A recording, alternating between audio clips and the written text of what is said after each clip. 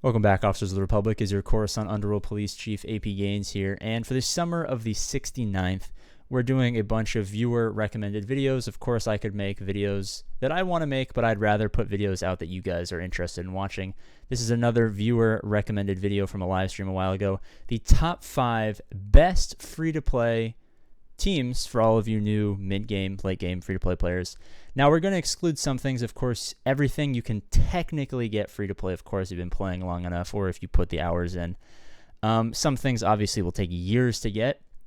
All of these teams, for the most part, you can get within the first 6 to 7 months of playing, basically pre-1 million GP. If you're super efficient, 1.2 to 1.5 million GP. You know, if you like to screw around and have a little bit of fun fun here and there. So let's hop in. And right off the bat, we have the classic Padme team. Of course, we can't really do a top 5 best free-to-play teams without talking about this Padme team.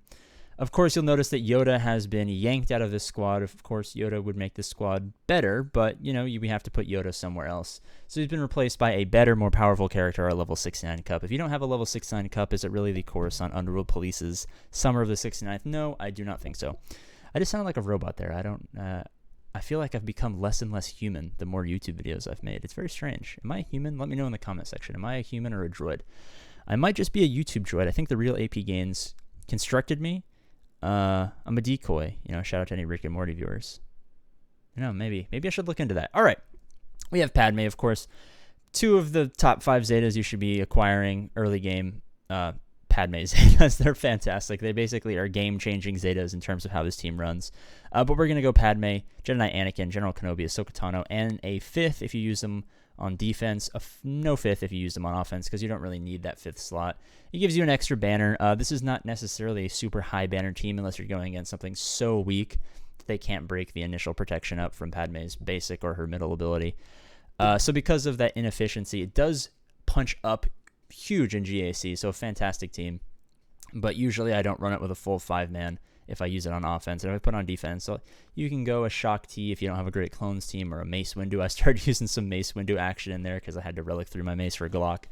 Or you could throw in a 69 Cup and, you know, he dies, Anakin gets ticked off. Of course, Anakin should be your second relic on your free-to-play, your new free-to-play accounts. You can do some big damage, really throw off your opponents there. But that's the first of the top 5 best free-to-play teams. Next, we have a Bounty Hunter team. Now, you might notice something interesting. I'm always talking about Bosk Elite. Bosk Elite Zeta is a top 5 Zeta for your early free-to-play players. As we progress a little bit past that, I've realized a slight problem in the AP Gains approved farming strategy. And it's something that I've been struggling with, and I haven't really talked about all that much. Unfortunately, we get so many great teams at level 85 that we have too many of them, and oftentimes we just don't have enough use for them. So I oftentimes find Nicole's putting Bosk lead bounty hunters on defense, and they're getting holds. And you know, it's nice to use them for offense because they're a super efficient team. Of course, Bosk can recover banners with his leadership Zeta and stuff like that. But as I've progressed a bit, you know what? Maybe we'll experiment with some Aura Sing lead. Of course, she has the better leadership super late game. Good in raids because of that extra 200% damage on her sniper, but also because it's easy to get contract, and now that Mando's in the game, she's kind of replaced at the end game as the leadership for the offensive bounty hunters, that is. So I'm just throwing that in there for a little bit of maybe a theory craft. Maybe this team could be slightly better. Of course, Django is the omission. Django, obviously, a very, very important character. You got to be getting up to gear 11 minimum as soon as possible, so you can have both of your Chewbacca and your Padme unlocked by level 85. Now, if we go down to the next team, you'll notice, we have Darth Revan. Now, this is one where, as you can see, Malik is in there. This is going to be your ideal lineup. Malik is in there. Malik is a lot harder to get, so if you don't have him right away, you know what? It's fine. It takes a while to get both Jedi Knight Revan and Darth Revan teams up to that GP requirement in order to unlock him. I just throw him in here so that you guys know that, yes, eventually we should work towards him if you're following the AP Gain strategy. We'll get him relatively quickly. But even without him, this team is fantastic. Disregard the Relic 3 Basilisk Sean Fallen, of course. If you guys are followers of the channel, you know that this is my girlfriend's account. She thinks Basilisk Sean Fallen's hot, so we have a Relic Basilisk Sean Fallen. Darth Revan should be the first Relic on this team. Completely ignore the fact that they have a Relic 3 Basilisk Sean Fallen over here. Of course, you guys know the first 4 Relics you guys should get are in this order, they should be Darth Vader, Anakin, Darth Revan, Jedi Knight Revan, or Jedi Knight Revan, then Darth Revan, depending on the order you get them in. Of course, I give you guys a little bit of liberty because, unlike me, you guys have brain cells, so I let you guys make that decision for yourself. This team is basically unbeatable on offense or defense if you can get them, a relic relic Darth Revan rather early enough. As you can see, she's pre 1 million GP. Once she relics him, she'll obviously be above 1 million GP. So by the time the next GAC starts, she'll be in Division 10 as opposed to Division 11 with a relic Darth Revan. This team we'll have some other lineups in here, but I doubt that she'll use anything other than a 2-man because it's basically just free banners. This account's ridiculously broken. I know you guys know that her account is kind of unfair and how efficient she's been. Really, really impossible for her to lose at this point. But next team, we have the Jedi Knight Revan squad. As you can see, Yoda has been teleported from the Padme team over here. Jedi Knight Revan, of course, fantastic leadership for offense, not only because he has that longevity in more difficult battles to recover banners. Jolie Bindo can bring people back. He also has an ability to mark, so taunts aren't as important. But also he's great against countering super common early free-to-play teams like Padme's. And the occasional GG if you see like a gas rush and stuff like that, which can come up. And for early free-to-play players can be a little bit of a sticky situation. This is more of an endgame roster similar here as you see Hoda. I don't recommend wasting Get 1 on Hoda early unless you've already decided for yourself that you're going to be a Jedi Knight Luke JML rush as your first Galactic Legend. Then I guess you can afford to put that Get 1 guild event token currency into Hoda.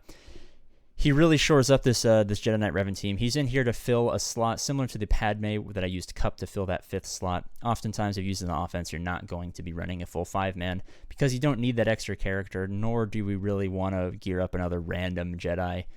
Similarly, we don't want to gear up another random Galactic Republic over on the Padme team. Waste resources, not really that helpful. Reduces the amount of banners we get. Of course, on defense, this early, I wouldn't recommend placing this guy on defense. Just because he is a pretty easy give me counter against Padme and stuff like that, and Padme is oftentimes going to be placed on defense. But Jedi Knight Revan, Grandmaster Yoda, Jolie Bindo, hopefully you get the Zeta, Bastila Shan in here. We got some assists with these 3. We got some big damage with these 2. We got some revives, we got some buffs, we got some stuns. It's pretty great stuff. Both of these squads fantastic. Of course, they lead to Malik. And for the 5th, we have the Scum of the Earth. We have the Rebel team. I'm really growing. The CLS team is really growing on me. A lot of people ask me CLS or Padme, which one's better. I would have always told you Padme. I'm starting to lead towards CLS now with the addition. Of course, that's a caveat. Padme, you can get the full squad up and running super fast. CLS, you kind of have to have that full Ewok squad to get the C-3PO, and then you have to also farm the non-accelerated rate C-3PO and Chewie. To really bring this squad into its full capability. But the great thing about this is you kind of only 3-man in the early free-to-play game, that being Commander Luke Skywalker, lead Han Solo, Chewbacca. You're going to get great banners. You're going to get max banners because of Chewbacca's Zeta. You're going to be recovering banners. A lot of people say Han Solo Zeta over Chewbacca Zeta. Don't listen to them. I mean, the recovery, the extra banners. I mean, you're going to be able to choose which team you go against, and you're always going to kill them before they can do anything. But in the off chance that they get an extra attack on you, that recovery is going to save you a bunch of banners. And basically make your victories from following the AP game strategy from basically guaranteed to literally unlosable. And that's why I love this team so much. Even without the 3PO and the Chewie, you can still, basically punch up and destroy anything that you come across. And the great thing is you can choose which teams you fight. So if you don't have a good matchup on the front wall, wait to the back wall and have some fun there. Of course, we left off Darth Vader, Solo, blah, blah, blah. These are full teams. Obviously, solos are going to be pretty juicy. And we have an honorable mention. A lot of people have really grown the toy soldiers, aka the Imp Troopers. They're pretty fantastic.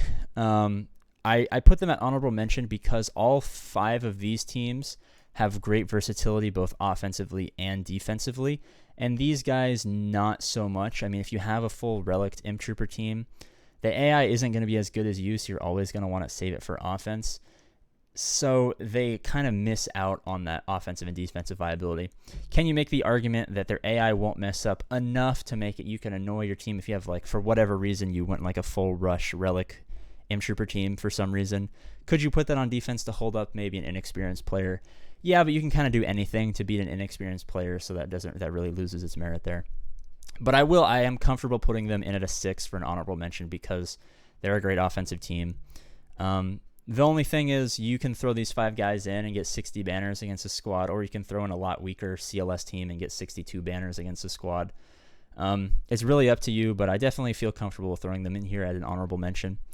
As always, we're trying to get 6969 subscribers by September 1st. If it's something you want to be a part of, hit that subscribe button. If not, it's no big deal. As always, I love you guys, and I will see you later. I don't know why I snapped there.